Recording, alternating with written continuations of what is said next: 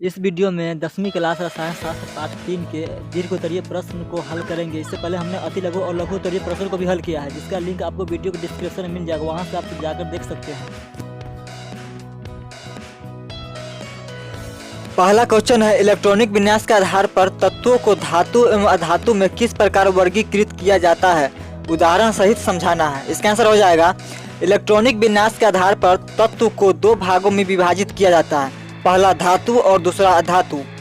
धातुओं के परमाणु के 72 कक्षा में साधारणतः 1, 2 या 3 इलेक्ट्रॉन रहते हैं, जैसे सोडियम के 72 कक्षा में 1, मैग्नीशियम के 72 कक्षा में 2, जबकि एल्युमिनियम के 72 कक्षा में 3 इलेक्ट्रॉन है। ठीक इसी प्रकार अधातुओं में उसके परमाणु के 72 कक्षा में क्रमशः 5, 6 या 7 इलेक्ट्रॉन होते हैं, जैसे कार्बन, सल्फर, ऑक्सीजन इत्यादि।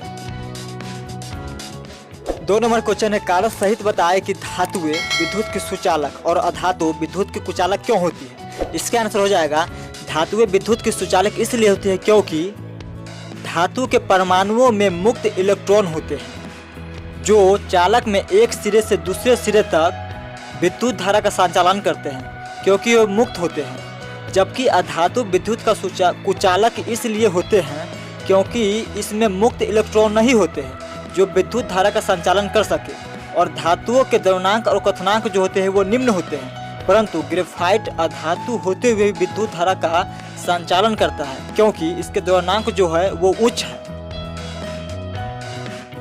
3 नंबर क्वेश्चन है, धातुओं के किन्हीं 3 गुणों का उल्लेख करें। इसका आंसर हो जाएगा, धातु के 3 गुण निम्नलिखित है। पहला, धात्विक चमक।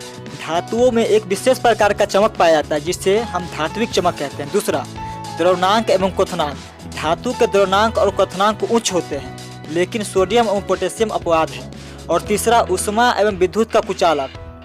धातुएं प्रायः ऊष्मा और विद्युत का कुछ सुचालक भी होती है। अगला 4 नंबर क्वेश्चन है, अधातु के किन्हीं 3 गुणों का उल्लेख करना है। इसका आंसर हो जाएगा, अधातु के 3 गुण निम्नलिखित है। पहला, भौतिक अवस्था। अधातु सामान्य ताप पर ब्रोमीन को छोड़कर ठोस एवं गैस के रूप में पाई जाती है। दूसरा, भंगुरता।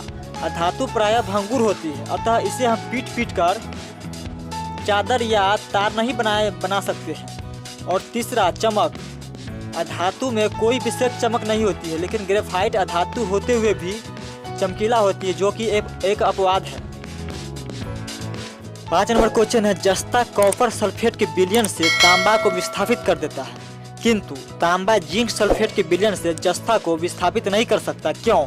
इसका आंसर हो जाएगा, धातुएं प्रायः अम्लों के साथ अभिक्रिया करके अम्लों से हाइड्रोजन गैस मुक्त करती है। चूँकि अम्लों के साथ धातु के अभिक्रिया का वेग धातु के विद्युत धनात्मक गुण या उसकी क्रियाशीलता पर निर्भर करता है, अतः अधिक विद्युत धनात्मक धातु कम विद्युत धनात्मक धातुओं की अपेक्षा अम्लों के साथ तेजी से अभिक्रिया करती है। अतः हम कह सकते हैं कि क्रियाशील धातु अपने से कम क्रियाशील धातु के लवण के विलयन से कम क्रियाशील धातु को विस्थापित कर देती है। जब कॉपर सल्फेट के विलयन में जिंक के एक टुकड़े को डालते हैं तो कॉपर सल्फेट के विलयन का नीला रंग गायब होने के साथ साथ कॉपर की धातु की लाल परत जिंक धातु पर जम जाती है। क्योंकि विलयन के अंदर तांबा कम क्रियाशील होने के कारण कॉपर सल्फेट के विलयन से वह उसे विस्थापित नहीं कर सकता और वह स्वयं विस्थापित हो जाती है।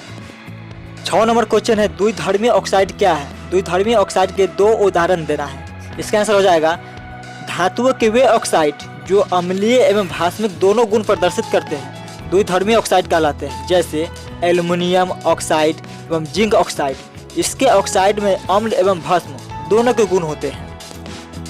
7 नंबर क्वेश्चन है, भौतिक व रासायनिक गुणों के आधार पर धातु एवं अधातु में अंतर स्पष्ट करना है। इसका आंसर हो जाएगा, पहला, भौतिक गुणों के आधार पर दोनों में निम्न अंतर है। पहला, चमक। धातुओं में एक विशेष प्रकार की चमक होती है जिसे धात्विक चमक कहते हैं, लेकिन अधातुओं में ऐसी कोई चमक नहीं होती है। दूसरा, चालकता। धातुएं प्रायः ऊष्मा और विद्युत की सुचालक होती है, जबकि अधातु ऊष्मा और विद्युत की कुचालक होती है। तीसरा, ध्वनि हो जाएगा। धातुओं में एक विशेष प्रकार की ध्वनि पाई जाती है जिसे धात्विक ध्वनि कहते हैं, जबकि अधातुओं में ऐसी कोई ध्वनि नहीं पाई जाती है। चौथा हो जाएगा, आघात वर्धनीयता। धातु प्रायः आघात वर्धनीय होती है, अर्थात इसे हम हथौड़े से पीट पीट कर पतली और लंबी चादर बना सकते हैं, जबकि अधातु में ऐसा कोई गुण नहीं होता है, क्योंकि अधातु जो है भंगुर होती है। अगला है रासायनिक गुण।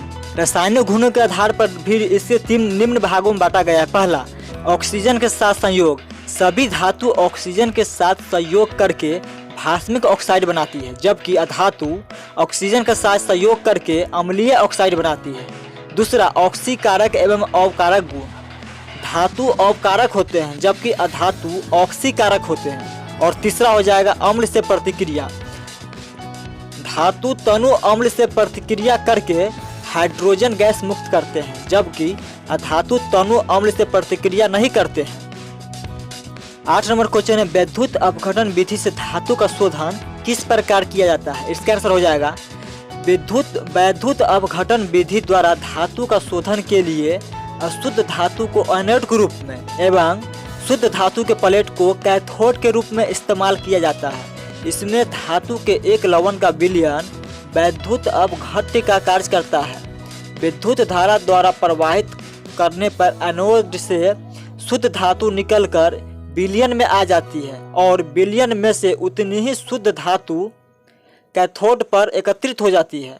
विलय अपद्रव्य विलयन में चले आते हैं, जबकि अविलय अपद्रव्य एनोड के नीचे पेंदी में एकत्रित हो जाते हैं, जो एनोड मड कहलाते हैं। 9 नंबर क्वेश्चन है, वैसे किन्हीं 3 अधातुई ऑक्साइडों के नाम लिखे जो अम्लीय होते हैं। जल के साथ ऑक्साइडों की अभिक्रिया कैसे होती है? इसका आंसर हो जाएगा यह 3 अधातुई ऑक्साइड निम्नलिखित है। पहला, सल्फ्यूरिक अम्ल। दूसरा, सल्फ्यूरस अम्ल। और तीसरा, कार्बोनिक अम्ल। अधातु के ऑक्साइड जल में घुलकर अम्ल बनाते हैं, क्योंकि अधातु ऑक्सीजन के साथ संयोग करके अम्लीय ऑक्साइड बनाती है। 10 नंबर क्वेश्चन है, अयस्कों के सांद्रण से क्या समझते हैं? सल्फाइड अयस्क का सांद्रण आप किस विधि द्वारा करेंगे? इसका आंसर हो जाएगा पृथ्वी की परत से प्राप्त किसी धातु के अयस्क में उपस्थित उपद्रव्यों को दूर कर अयस्क को शुद्ध रूप में प्राप्त करना अयस्क का सांद्रण कहलाता है। सल्फाइड अयस्क का सांद्रण करने के लिए अयस्क के भारी चूर्ण को जल से भरी एक बाल्टी में डाल देंगे। उसके बाद उस जल में थोड़ा तेल डालकर वायु प्रवाह द्वारा जल को खूब अलोडित कर लेंगे। जब विलय अपद्रव्य जल में घुल जाएंगे और अयस्क से हल्के कण फेन के साथ जल की सतह पर आ जाएंगे, तो उन्हें हम अलग कर लेंगे। उसके बाद फेन को समाप्त करने के लिए उसमें थोड़ा अम्ल मिला दिया जाएगा और फिर बाद में सांद्रित अयस्क को छानकर सुखा लिया जाएगा। इस तरह से हमारा अयस्क तैयार हो जाएगा। क्वेश्चन नंबर 11 है, अयस्कों के निस्तापन एवं भर्जन से आप क्या समझते हैं? इसमें अंतर स्पष्ट करें। इसका आंसर हो जाएगा निस्तापन अयस्कों को उच्च ताप पर वायु की अनुपस्थिति या अपर्याप्त आपूर्ति में उसके द्रव्यनांक से कम ताप पर गर्म कर धातु को उसके ऑक्साइड में परिवर्तित करने की प्रक्रिया निस्तापन कहलाती है। अगला हो जाएगा भर्जन। सल्फाइड अयस्कों को वायु की पर्याप्त आपूर्ति की स्थिति में तीव्रता से गर्म करके धातु को ऑक्साइड में परिवर्तित करने की प्रक्रिया भर्जन कहलाती है। इन दोनों में निम्न अंतर है। पहला, निस्तापन में अयस्क को उच्च ताप पर हवा की अनुपस्थिति में उसके द्रव्यनांक से कम ताप पर गर्म किया जाता है, जबकि भर्जन में सल्फाइड अयस्कों को वायु की पर्याप्त आपूर्ति की स्थिति में तीव्रता से गर्म करके धातु के ऑक्साइड में परिवर्तित किया जाता है। 12 नंबर क्वेश्चन है, कारण बताना है। इसमें 4 पॉइंट दिए हुआ है। पहला है, सोना एवं चांदी का उपयोग आभूषण के निर्माण में क्यों किया जाता है? दूसरा है, सोडियम धातु को केरोसिन में डुबाकर क्यों रखा जाता है? तीसरा है, एल्युमिनियम के अधिक क्रियाशील होने के बावजूद इसका उपयोग बर्तन बनाने में क्यों किया जाता है? और चौथा है, मलिन पड़े तांबा के बर्तनों को नींबू या इमली के रस से साफ क्यों किया जाता है? चलिए इसका पहला पॉइंट देखते हैं। चूँकि सोना और चांदी आघातवर्धनीय एवं तन्य होती है और यह बहुत कम क्रियाशील धातु होती है और इसका संक्षारण भी नहीं होता है और साथ में चमकीला भी होती है, इसलिए इसका उपयोग आभूषण बनाने में किया जाता है। दूसरा है, सोडियम धातु को केरोसिन में डुबाकर क्यों रखा जाता है?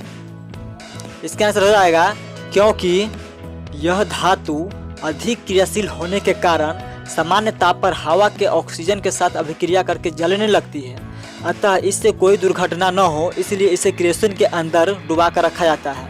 तीसरा है एल्युमिनियम के अति क्रियाशील होने के बावजूद इसका उपयोग घरेलू बर्तन के निर्माण में क्यों किया जाता है। इसका आंसर हो जाएगा क्योंकि एल्युमिनियम सस्ता और मजबूत धातु होता है और यह विद्युत और ऊष्मा का सुचालक भी होता है, इसलिए इसका उपयोग घरेलू बर्तन में किया जाता है। चौथा है मलिन पड़े तांबा के बर्तनों को नींबू या इमली के रस से साफ किया जाता है, क्यों। इसका आंसर हो जाएगा तांबे को खुली हवा में कुछ दिनों तक छोड़ देने पर उसकी सतह के ऊपर हरे रंग की परत बैठ जाती है।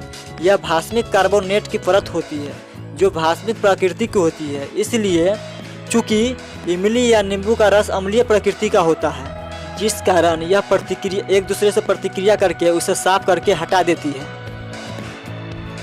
13 नंबर क्वेश्चन है उत्कृष्ट गैसों के इलेक्ट्रॉनिक विन्यास लिखे और यह बताए कि गैसें अक्रियाशील क्यों होती है। इसका आंसर हो जाएगा उत्कृष्ट गैसों के इलेक्ट्रॉनिक विन्यास निम्नलिखित है। आप लोग देख सकते हैं हीलियम के 2 है, नियॉन के 2 और 8 है, आर्गन के 2 8 8 है, क्रिप्टन के 2 8 18 8 है, जेनॉन के 2 8 18 18 8 होता है और रेडॉन के 2 8 18 32 18 8 होता है। चूँकि उत्कृष्ट गैसों के परमाणुओं के सेल इलेक्ट्रॉनों से पूर्णतः भरे होते हैं जिसके कारण यह अस्थायी होता है, इसलिए यह दूसरे परमाणुओं के साथ अभिक्रिया नहीं करती है। चूँकि उत्कृष्ट गैसों के परमाणुओं के 72 कक्षा में हीलियम गैस को छोड़कर सभी के संयोजी इलेक्ट्रॉनों की संख्या 8 होती है जिसके कारण यह अस्थायी होता है और किसी अन्य के साथ अभिक्रिया नहीं करता है। 14 नंबर क्वेश्चन है रासायनिक बंधन किसे कहते हैं, यह कितने प्रकार का होता है। इसका आंसर हो जाएगा किसी अणु के परमाणु को एक साथ बांधकर रखने वाला आकर्षण बल रासायनिक बंधन कहलाता है। रासायनिक बंधन 2 प्रकार के होते हैं। पहला वैद्युत संयोजक बंधन या आयनिक बंधन। एक परमाणु से दूसरे परमाणु में इलेक्ट्रॉनों का स्थानांतरण के फलस्वरूप जो बंधन बनता है उसे वैद्युत संयोजक बंधन या आयनिक बंधन कहते हैं। दूसरा नंबर पॉइंट है सहसंयोजक बंधन। जब 2 परमाणु आपस में इलेक्ट्रॉनों का साझा करके अपना अष्टक पूरा करते हैं तब उनके बीच बना हुआ रासायनिक बंधन सहसंयोजक बंधन कहलाता है। 15 नंबर क्वेश्चन है विद्युत संयोजक बंधन क्या है, यह कैसे बनता है। इसका आंसर हो जाएगा जब धातु तथा अधातु क्रमशः इलेक्ट्रॉन खोकर एवं इलेक्ट्रॉन ग्रहण कर आपस में बंधन बनाते हैं तो वह विद्युत संयोजी बंधन कहलाता है तथा इसके फलस्वरूप बना हुआ यौगिक विद्युत संयोजी यौगिक कहलाता है। अधातु की विद्युत ऋणात्मकता कम होती है इसलिए यह आसानी से धातु द्वारा त्याग किया गया इलेक्ट्रॉन को ग्रहण करके अपने निकटतम निष्क्रिय गैस के इलेक्ट्रॉनिक विन्यास को प्राप्त करके अस्थायी हो जाता है तथा ऋणात्मक बनाता है। इसी प्रकार धातु का आयनीकरण विभव जो होता है वह कम होता है, इसीलिए यह आसानी से इलेक्ट्रॉन त्याग करके अपने निकटतम निष्क्रिय गैस का इलेक्ट्रॉनिक विन्यास प्राप्त करके अस्थायी हो जाना चाहते हैं तथा धनायन बनाता है। इस प्रकार बने हुए धनायन तथा ऋणायन वैद्युत स्थैतिक बल के द्वारा बंधकर विद्युत संयोजी बंधन बनाते हैं जिससे विद्युत संयोजी यौगिक का निर्माण होता है। 16 नंबर क्वेश्चन है सहसंयोजक बंधन से क्या समझते हैं, इसके बनने की प्रक्रिया का उल्लेख करना है। इसका आंसर हो जाएगा जब 2 परमाणु आपस में इलेक्ट्रॉनों का साझा करके अपना अष्टक पूरा करते हैं तब उसके बीच बना हुआ रासायनिक बंधन सहसंयोजक बंधन कहलाता है। अर्थात जब संयोग करने वाले दोनों परमाणु के पास अपने निकटस्थ उत्कृष्ट गैस के इलेक्ट्रॉनिक विन्यास की अपेक्षा इलेक्ट्रॉनों की कमी हो तो वे दोनों परमाणु आपस में समान संख्या में इलेक्ट्रॉनों का साझा करके अपना अष्टक पूरा करते हैं और साझेदारी में शामिल इलेक्ट्रॉन युग्मों पर दोनों परमाणु का समान अधिकार होता है। इसका निर्माण 3 तरह से होता है। पहला एकल सहसंयोजक बंधन। जब 2 परमाणु के बीच इलेक्ट्रॉनों के सिर्फ एक ही युग्म का साझा होता है तब उसके बीच एकल सहसंयोजक बंधन बनता है, जैसे हाइड्रोजन अणु का बनना, क्लोरीन अणु का बनना इत्यादि। दूसरा है द्विक सहसंयोजक बंधन।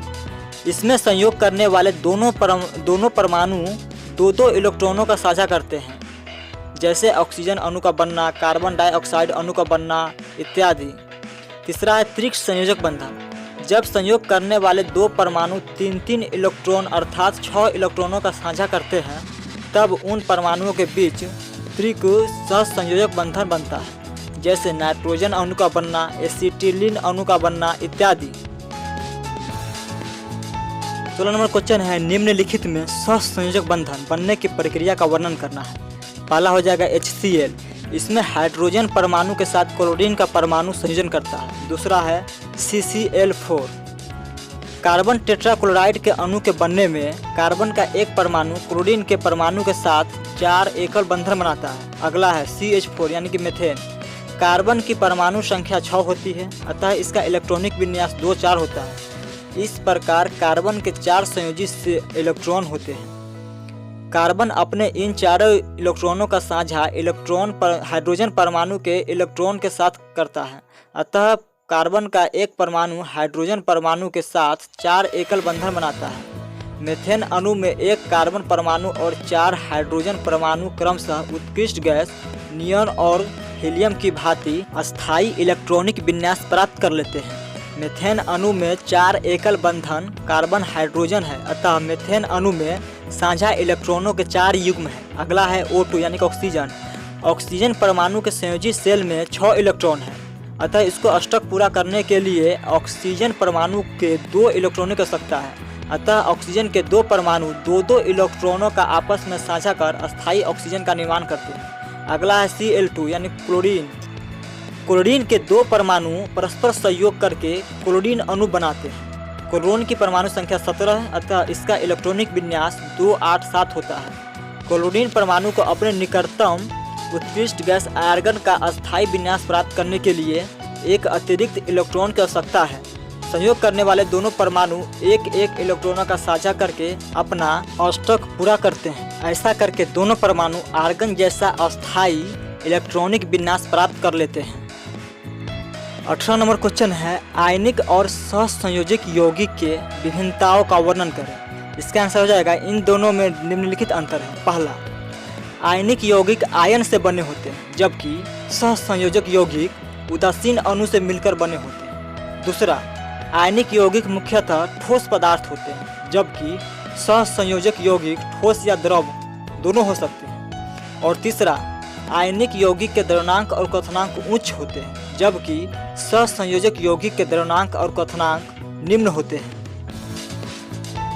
19 नंबर क्वेश्चन है वैद्युत संयोजक यौगिक की प्रमुख विशेषताओं का उल्लेख करें। इसका आंसर हो जाएगा इनके निम्न विशेषताएं हैं। पहला, ये यौगिक धन और ऋण आवेश युक्त आयनों के बने होते हैं।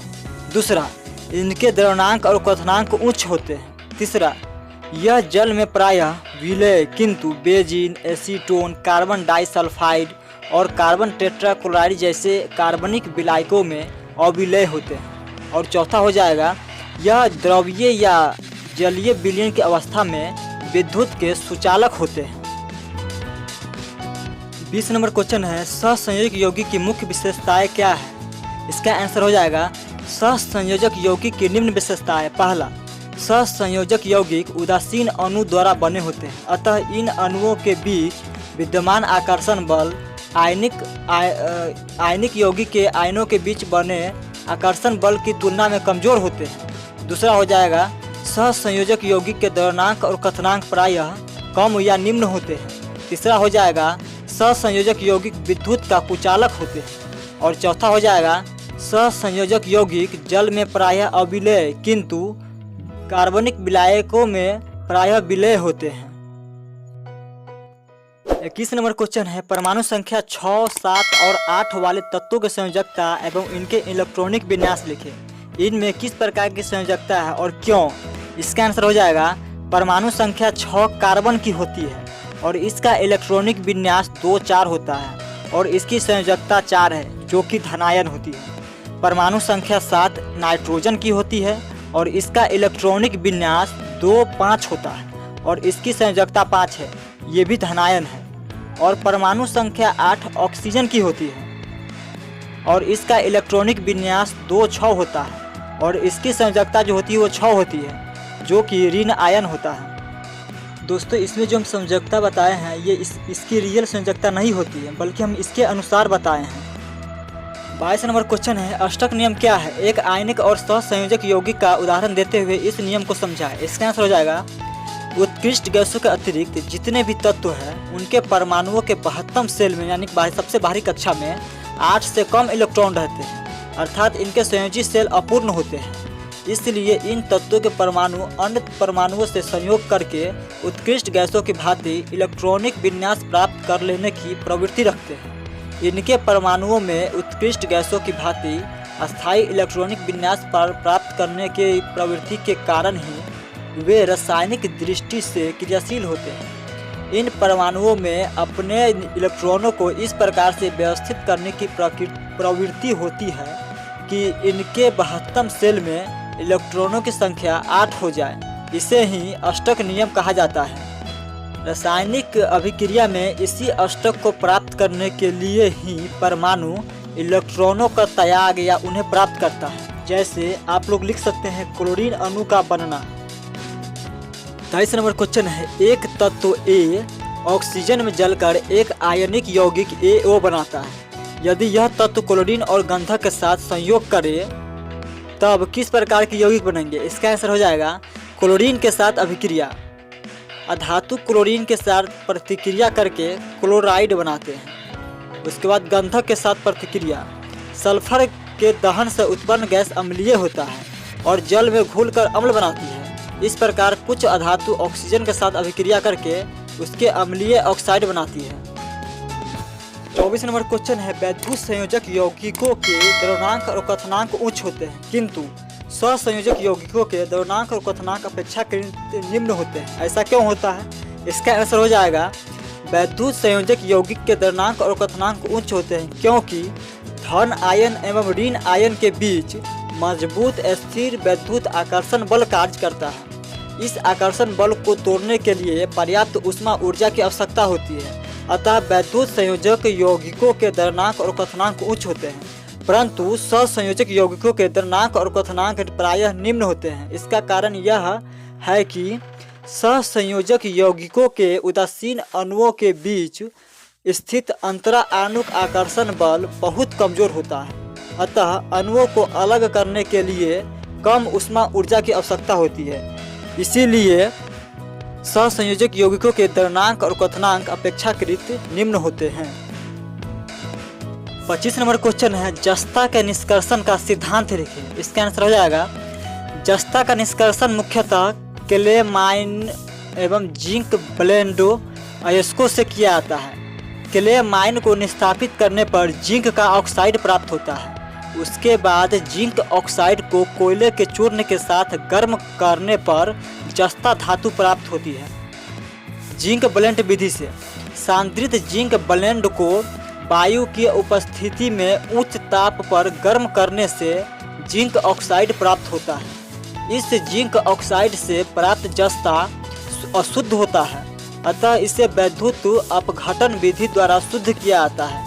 इस प्रकार शुद्ध एल्युमिनियम के पत्थर को कैथोड तथा अशुद्ध जस्ता को एनोड बनाकर वैद्युत अपघट्य के रूप में ZnSO4 के विलयन का उपयोग किया जाता है। विद्युत धारा प्रवाहित करने पर शुद्ध जस्ता कैथोड पर एकत्र हो जाता है। इसे समय समय पर छानकर अलग कर लिया जाता है।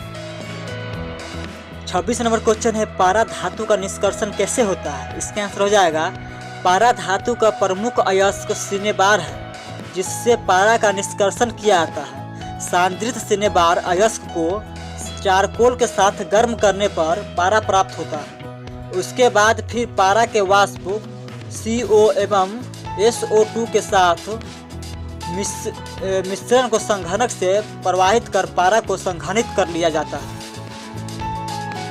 27 नंबर क्वेश्चन है, धातु के संक्षारण से आप क्या समझते हैं?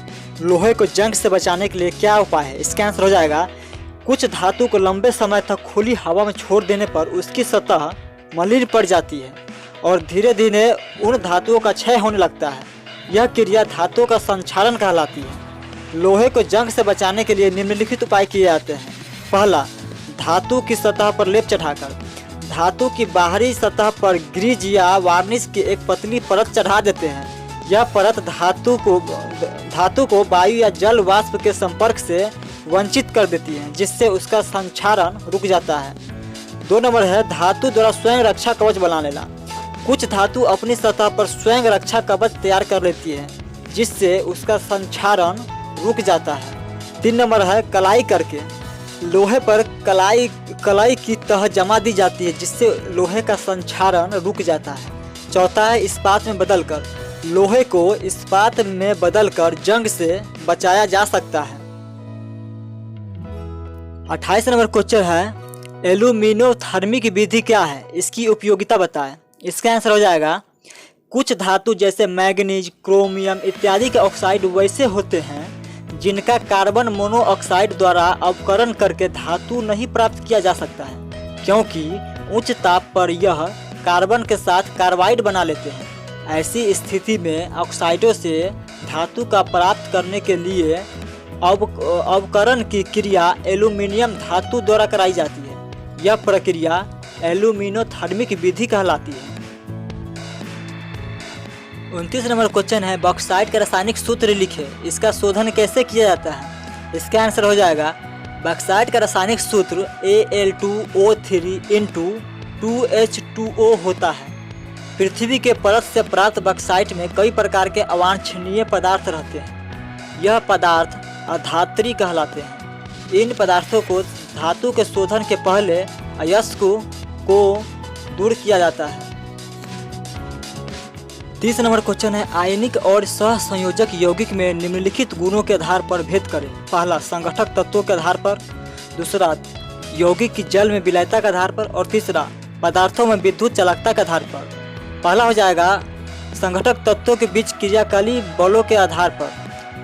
आयनिक यौगिक में धन आयन एवं ऋण आयन के बीच मजबूत स्थिर वैद्युत आकर्षण बल कार्य करता है, जबकि सहसंयोजक यौगिक में इनके अणुओं के बीच विद्यमान आकर्षण बल आयनिक यौगिकों के आयनों के बीच वाले आकर्षण बल की तुलना में काफ़ी कमजोर होते हैं। दूसरा हो जाएगा जल में विलय के आधार पर। आयनिक यौगिक प्रायः जल में विलय किंतु बेंजीन, क्लोरोफॉर्म इत्यादि में अविलय होता है, जबकि सहसंयोजक यौगिक जल में अविलय परंतु कार्बनिक यौगिक में विलय होता है। उसके बाद अगला लिख सकते हैं पदार्थों में विद्युत चालकता के आधार पर। आयनिक यौगिक ठोस अवस्था में विद्युत के कुचालक किंतु द्रव या जलीय अवस्था में विद्युत के सुचालक होते हैं। लेकिन सहसंयोजी यौगिक ये यौगिक ध्रुवीय सहसंयोजक यौगिकों को छोड़कर विद्युत के कुचालक होते हैं।